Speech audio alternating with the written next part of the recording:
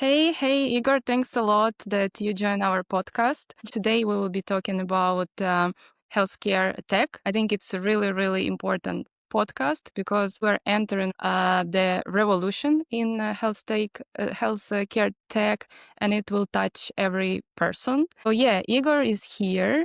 He is a founder at Fulcrum, a product studio, and they are building now cool health tech product. Could you explain a bit about what you are building right now? Sure. Hey Mila, nice to see you again. About me. So basically I'm an entrepreneur. We launched our first company when I was 19. Now the major company is Fulcrum. We are a product studio. Actually, we work for the last 2 years with healthcare startups in genetics, in fertility industries, and we create for them software. Like for the one of the examples, we created the algorithm based on AI, which helps women to increase her chance to be pregnant, to have a baby. We're building this product with the professor from Harvard. And so basically we've got different industries in the health tech, and I'm personally interested in this industry, and I spent last 3-4 years like studying, discovering what's new in this industry. And still this is the huge space, but I'll be happy to share everything that I know. Sounds really cool, and I'm super excited to find out what's going on in this industry. Let's start with the first block, the current state of healthcare tech. Could you explain what healthcare tech looks like today? Still, like from some perspective, this industry is growing. Like AI helps a lot. Like basically how it helps, like we can discover faster a lot of stuff. I mean, like some scientific discovery or drug discovery usually will take like 5 years or something. Now with AI, it takes like 6 months, 1 year. And we don't have, like, I would say, huge breakthroughs at the moment, but we speed up our process of discovering new things like dramatically 10 times, 5 times. This is the good thing. Still, this is not, from my perspective, understanding not the huge industry from the money perspective. What I mean, like people in our culture, Western culture, still a lot of people, they usually have problems how to earn money, etc. They are not thinking about the preventive approach with their health. Usually if something happened to them, then they go to the doctor, etc. But the future of the healthcare, this is preventive health. And this is the problem of the industry, because major part of startup, they're about the preventive health, and it's difficult to build a huge and sustainable revenue because of the market and market culture. It's changing year by year, but still it's not easy to build a huge revenue here. But at the same time, a lot of startups increasing good amount of investments. Usually this is the deep tech startups who try to cure cancer, to do like gene editing stuff. And in case they have like some really strong scientists in their team, they could increase like hundreds of millions dollars, billion, $1 billion. The problem is that it's difficult for them like to reach more than, at the moment, 10 or 50 million annual revenue. Like compared to, I don't know, different service businesses or mobile apps. A lot of mobile apps can reach $50 million annual revenue easily. For the health tech, some startups, you need to get $1 billion of investment and spend 5 years for deep tech to reach $50 million of revenue. Yeah. But I believe, just to sum up, that AI booming at the moment. Major part of the work on generative AI was started like 10 years ago. I hope that in 10 years, the health tech will be booming as AI today. And I believe that if you want to be, you need to start right now to build something that gonna have huge growth in 10 years. Yeah. It's understandable. It needs a lot of time for research and to adapt it in the real life. But with AI, it's much easier. So yeah, we see that the role of AI is huge here. And do you know how AI is used right now in diagnosis? I have some basic understanding how it works. The most probably popular use cases and with the good market growth, one of them is like voice assistant for doctors, physicians. Basically, this is the big companies at the moment. Some of them already have valuation more than $1 billion. What they do, usually this is the mobile app or mic in the physician office. And when patient come to to the doctor. They sync just recording their conversation and help like for the physician to put all this information in their system, EHR, EMR system, and it helps like usually doctors spend for what I remember like 30 minutes for consultation and 30 minutes to put all information to the EMR or EHR system. And with this voice recorders, it happens everything automatically, and it helps like to save 50% of the time for the doctors. And this is the really booming industry. And why it's helpful? Because like usually, if you're talking about the United States, major part of the people, they have insurance. And to get some payment from insurance, you need to put specific codes to the system and explain after each session to the insurance company why they need to pay for this patient. And it takes like dramatic part of the time, like to discuss with the insurance what they should pay for this and that and that. And this AI helps like to quote this message to the insurance company, and it helps a lot. It was pretty new for me. I didn't know that it even exists code language, how you need to talk with the insurance. Like you can't say like I want to get refund. You need to put specific code, like programming language, another one to talk just insurance between physician and insurance. This one is huge, like voice recording for the physician. And it's really useful at the moment is like when people use AI for computer vision, I will say, for MRI and other computer tomography and other stuff like that. It helps to minimize a chance of human mistake, like, and it helps to detect better cancer or something like that. So this probably two that came up to my mind at the moment. Cool. Do you think that COVID accelerated more digital healthcare, or it's more started after the AI boom? So what's accelerated the most? Good question.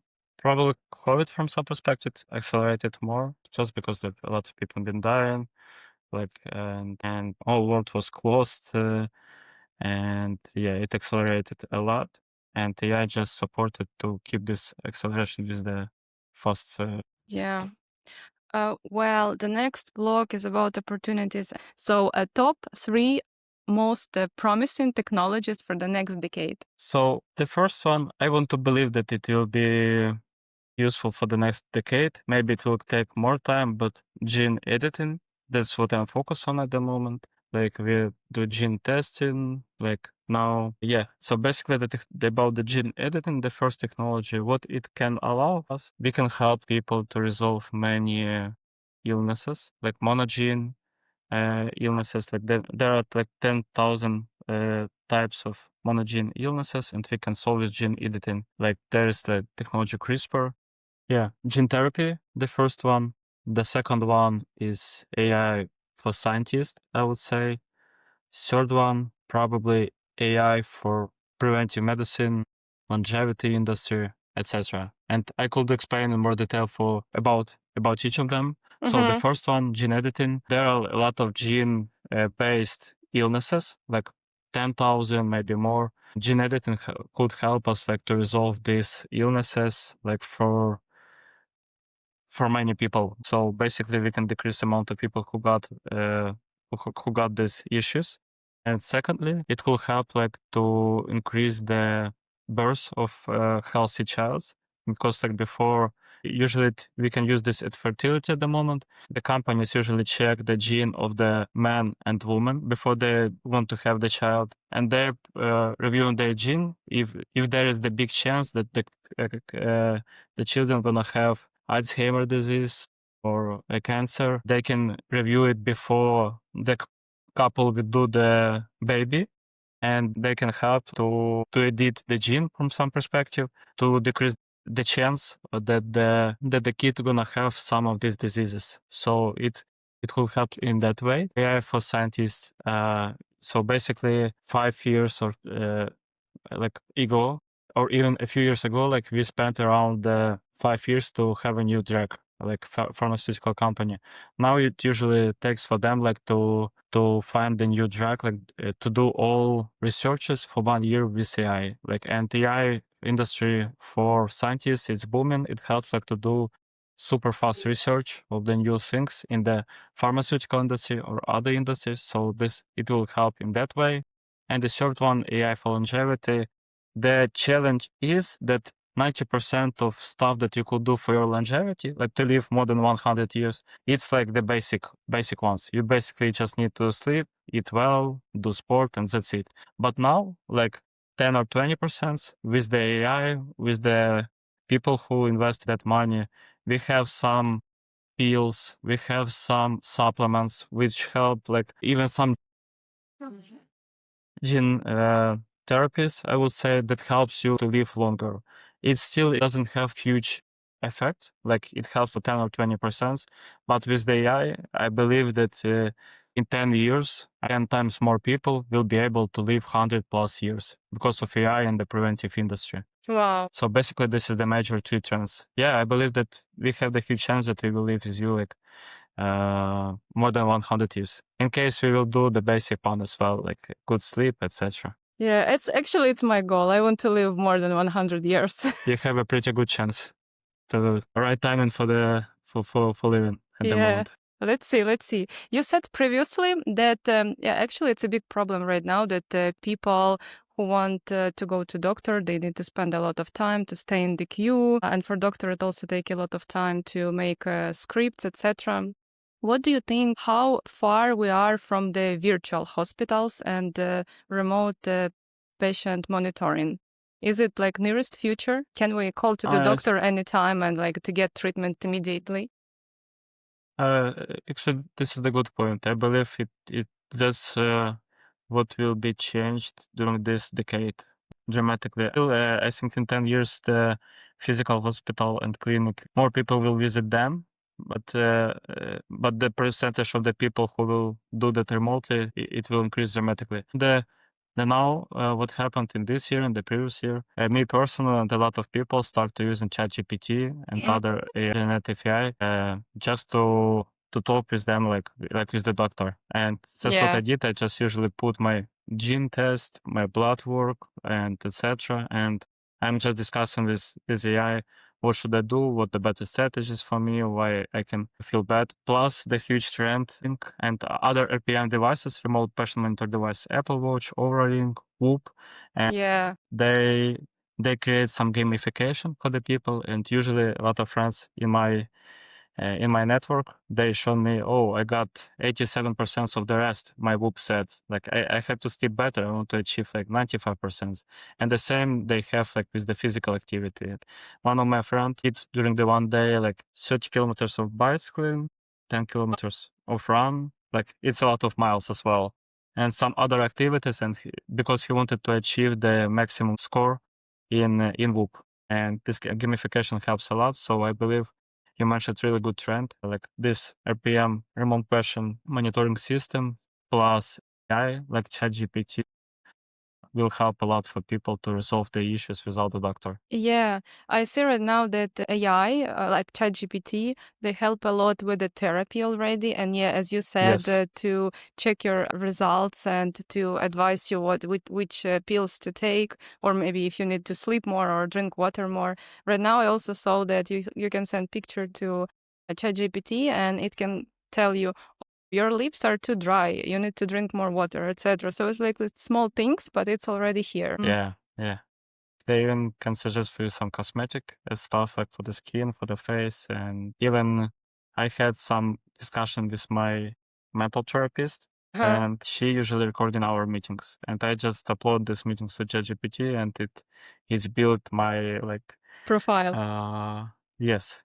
And it was pretty impressive, and I I believe that in the future they will be able like, to personalize all data that you put in this model and to answer you even more personal based on you, like based on your profile. It will be nice. Okay. Well, it's a bit scary, but exciting. What do you Yes. think about Ozempic and how it connected to Mhm. digital health? It's very hot topic right now. A lot of people are taking this. Yeah, it's really hot topic, and there are a lot of companies, like the companies who built Ozempic, and there are some alternatives of Ozempic. They have other names, and this is the one of the industries which grow dramatically.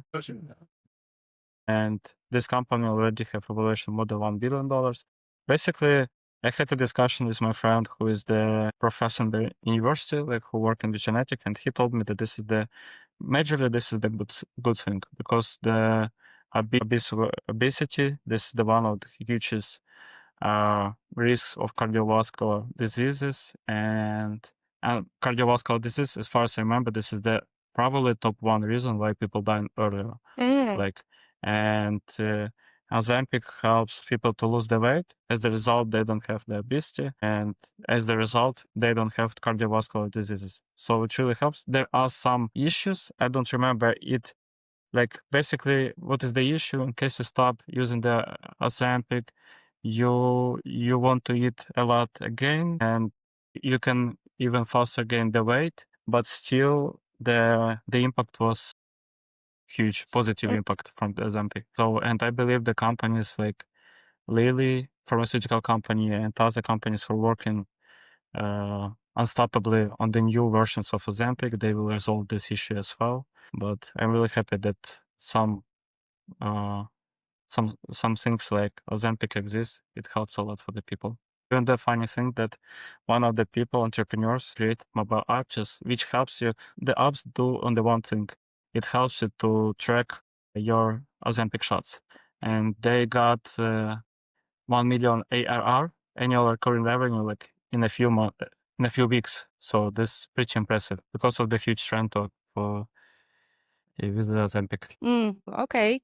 Let's now play the game, norm or cringe. I will give you a statement and you will tell your opinion if you think it's norm or cringe. Sure. So the first one, AI doctors.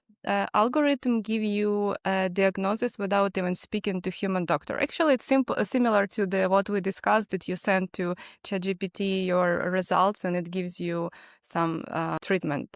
Do you think it's fine? For example, you create prompt on ChatGPT, or you create like custom ChatGPT, call it AI doctor, and you use it as a digital doctor. Is it norm or cringe? Yeah, I think it's normal. It helps a lot for the people. But in case you have something like serious disease, I don't know, or some issues that you can't resolve like for months or weeks, better to discuss with the doctor.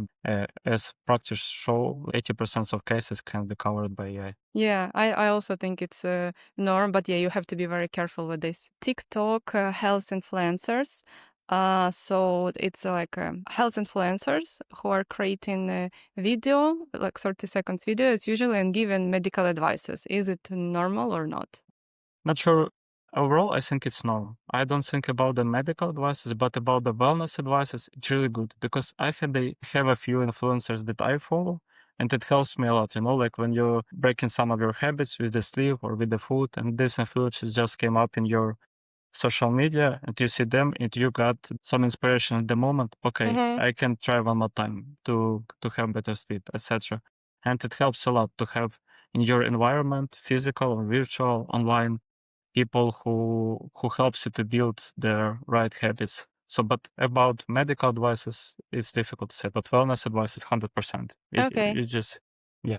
Yeah, agree. Smart toilets, analyzing your pee and poop daily for early disease detection.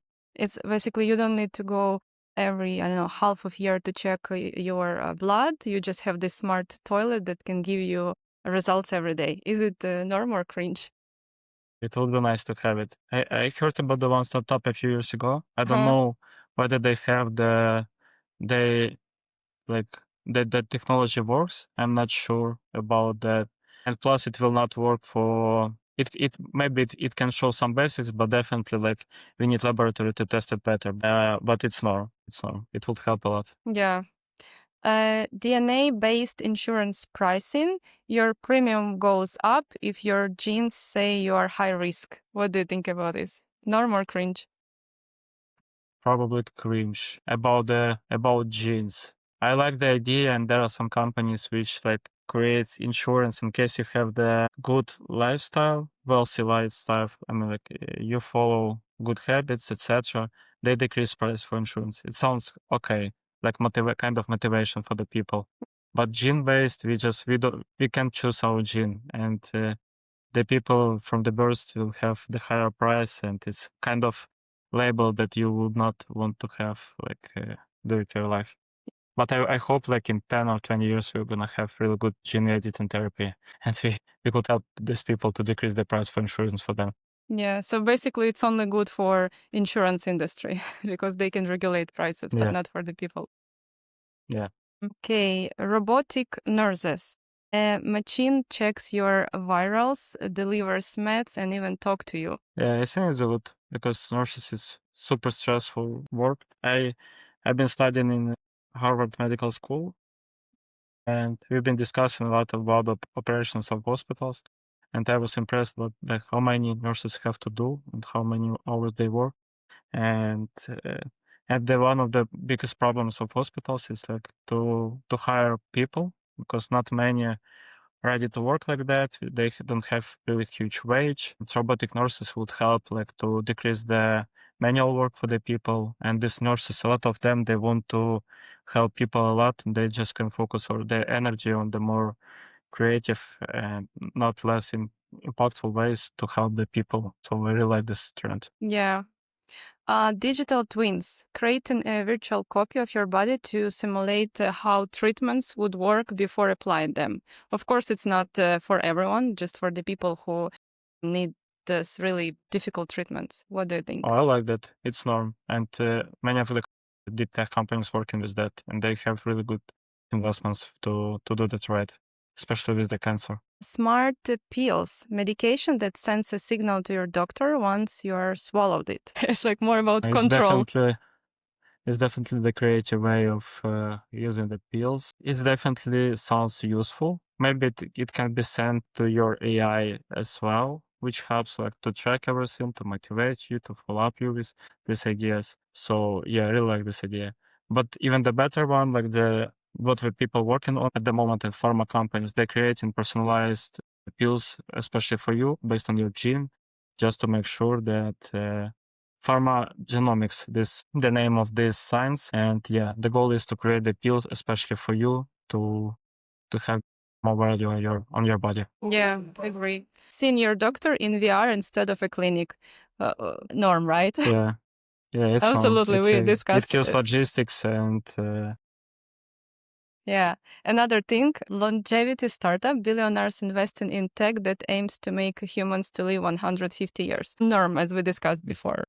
yeah, I really like this stuff, and it brings me a lot of inspiration, I think, for the people as well, and helps them to not give up and to follow healthy habits. Yeah, definitely, it's really cool. Okay, let's dive deeper into the business side of health tech. What's the funding trends in healthcare startups right now? Basically, it's relatively easy to raise funds in case you stay in the United States. The major part of investments there, and in case you have really strong, experienced team with scientists who can bring some deep tech, then you don't need even to show the huge revenue during 5 years or 10 years.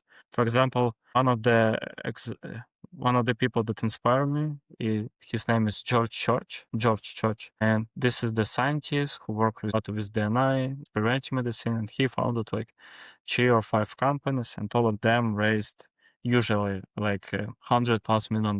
For example, one of the company Colossal, and what they do, they extracting genes from the dinosaurs, older wolf, and they want to recreate them, like to. So basically, this company, the Colossal, that extracting DNA from dinosaurs, mammals, etc., and the goal is to make them alive again.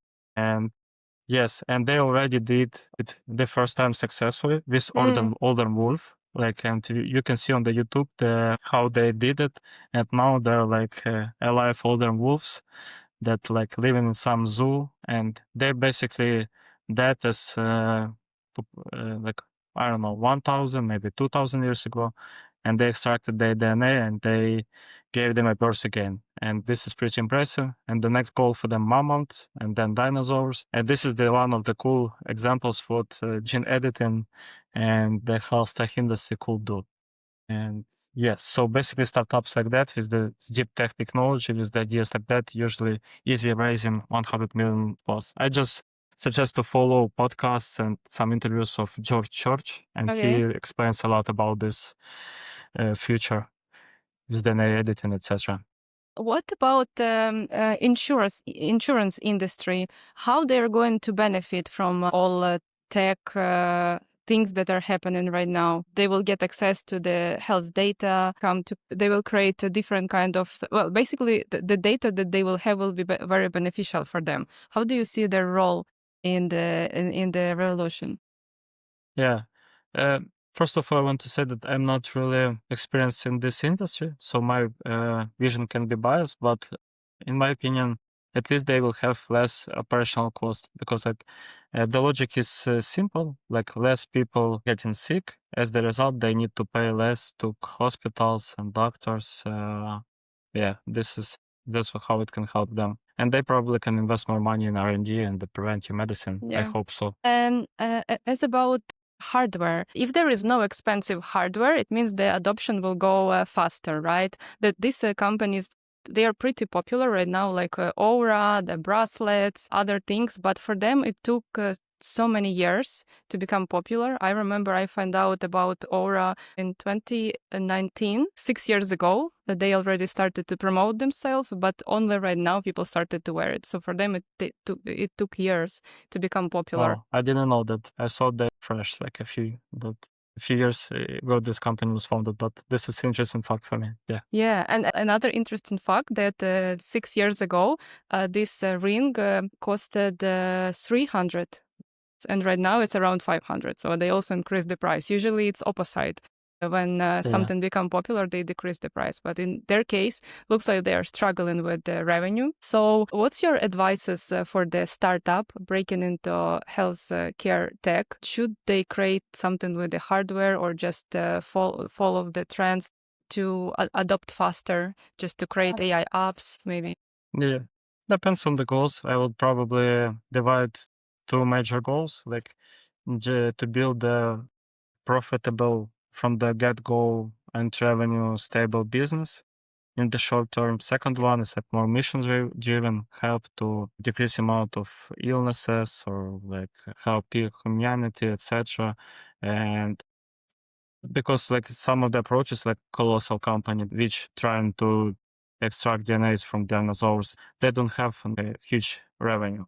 For example, the mobile application voice recorder for physicians, they already have millions of dollars, hundreds millions of dollars of revenue because they help physicians like to decrease amount of manual work. Companies DNA editing at the moment like colossal, they don't have this revenue. Or company that trying to cure cancer and doing deep tech, different researches, then don't have this revenue. And you need to pick for yourself in case you want to earn money in the short term. You need to follow trends for 100%, and you need just looking for companies with that already built sustainable revenue, like voice recording apps or computer vision for MRI, etc., or like function health company that's doing your blood work on the subscription base, or epigenetics company, and just copy or do something like that.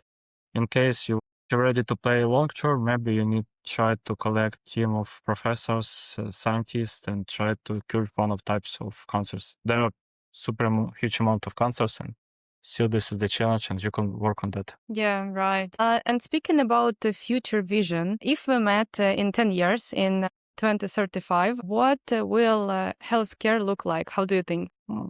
From some perspective the same, but the culture gonna change anyway, and we will see more people that are happy, filled with their life, have like healthy body, and yeah, it affects a lot your mood, how healthy you are, what you eat, how you sleep affects dramatically your mood. Are you angry or are you happy? Are you friendly or you want to harm someone? And yeah, because of that, in case we will follow this way, I believe that it will be easier to live in more lovely and kind and happy society in 10 years. Yeah.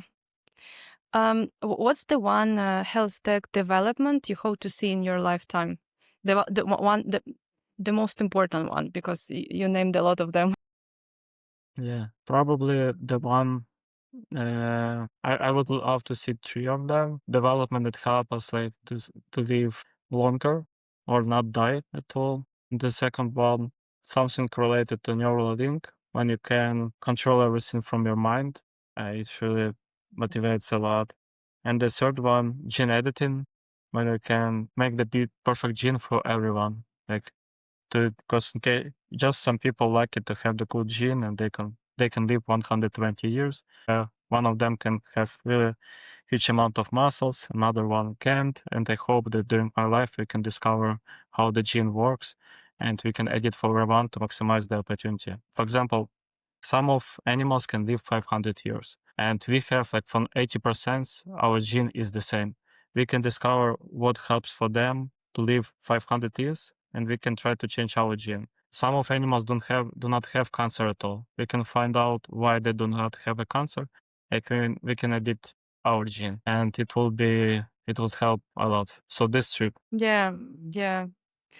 How do you think will longevity tech redefine what it means to age? I remember it was also several years ago that scientists defined the death as an illness, and they started to cure it. And it means that, as you said, we will live longer and longer with all these technologies and the things that are tracking our health. Is it possible that after some time people will stop aging, or they will redefine aging like something like it will be not the problem, for example? It will be like decision of the person. Okay, I want to live 150. I want to look like I am 30 years old all this life, and like in the movie time. Yeah, I would love to see that. I think there is the chance that we will reach that point. But yeah, it calls the gerontology, the science that learns death, how people become older, and they treat it as the disease. And yeah, and one of my friends working on that, and this is his mission of his life. He is epigenetic professor, and epigenetic learns how it works, because the theory is that we have in our gene something that says that we have to become older and we need to die, because that's how works evolution. The evolution wants us to die and rebirth better one version of us, like 20,000 years we had one type of the bodies. Now we have evolution and we have the more stronger and reliable person for environment there. So we believe that in DNA there's something that's responsible for our death, and people who works on epigenetic, they're trying to find it and to change it via gene editing. But still, it will take, I believe so, that 50 years, but I hope it will be enough. George, as far as I remember, mentioned 50 years. Yeah, that we need about 50 years to reach this point. Okay. Yeah. So we can see it. We or our kids will see Yes. it.